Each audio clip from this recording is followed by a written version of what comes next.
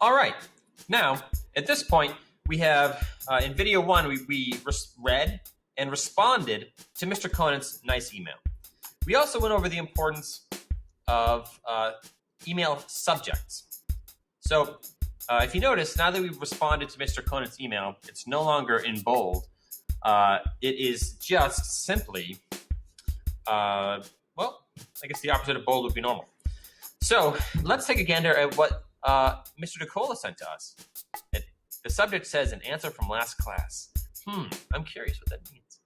If we open it up, it says, "Dear student, I'm emailing to answer a question you had last class. You asked if bears could swim. It's true, I did ask that. And according to this source, they can."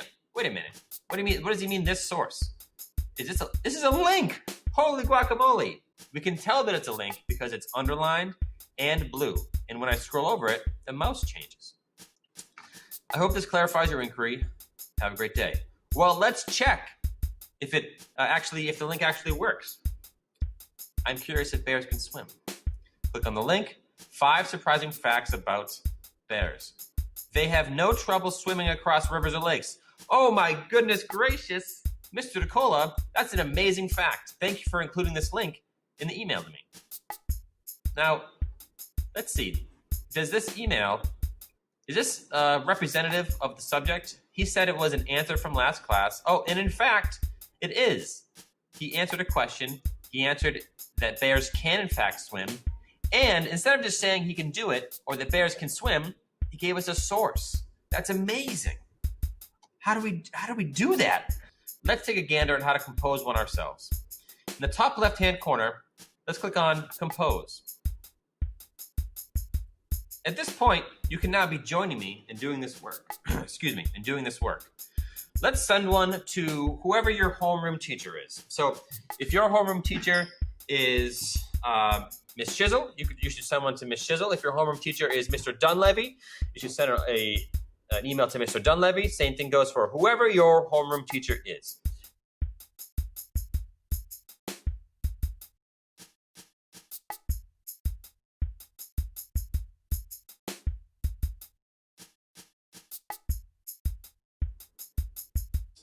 Oh, there he is. He comes up right there. So I started typing his name, and since he's in the Danvers directory, he's right here. Alexander Conant at Danvers.org. Okay.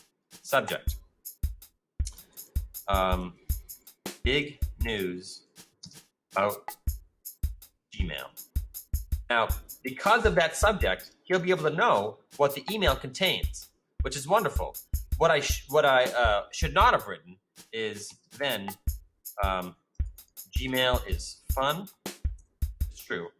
Gmail is easy, and this subject is too long. Now, if your subject looks like this, it is extremely too long. It's no longer a summary, it's the whole story. So what we want to do is have a nice, thin, easy to understand subject line that summarizes what's about to happen in the body of the email, the body of the text, okay? So, Mr. Conant, I've just learned so much about writing emails using Gmail. It kind of rhymes. As a matter of fact, I've even learned how to add links. Now, let's add a funny link here. So if we go to smiley face, go to images, and let's see. This one's good. Let's click on the image. Now, if we hold Alt on our keyboards, Alt, we'll be able to copy the link address, okay? So once again, if we hold Alt on our keyboard and click, we can copy the link address. Copy link address. Now, how do we get that link into our email? If we simply highlight where it says add links, because that's kind of what we're talking about, And we have to hit Control K.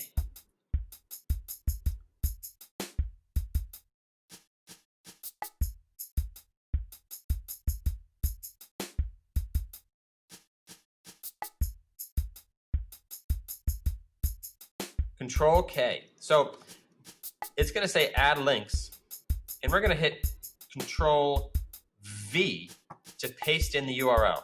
Okay? I'm confident that this will work, so we're not going to test it. Once again, so it was highlight, Control K, Control V, and now, okay. Look at that. We've added a link. That's amazing. Also, I want to thank you for all the hard work you've been doing getting ready for the school year. That's nice. Sincerely, Andrew. Hold on.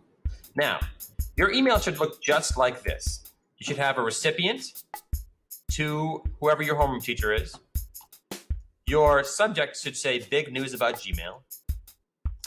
Your email should start with whoever your recipient is. You can even write Dear Mr. Conan. But of course, you're writing to whoever your homeroom teacher is. Don't write Mr. Conan if you're writing to Mr. McGraw. I've just learned so much about writing emails using Gmail. As a matter of fact, I've even learned how to add links. Also, I want to thank you for all the hard work you've been doing, getting ready for school year this year.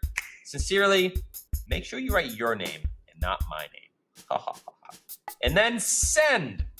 Okay, phenomenal. That's it for this video. Please move on to the next lesson.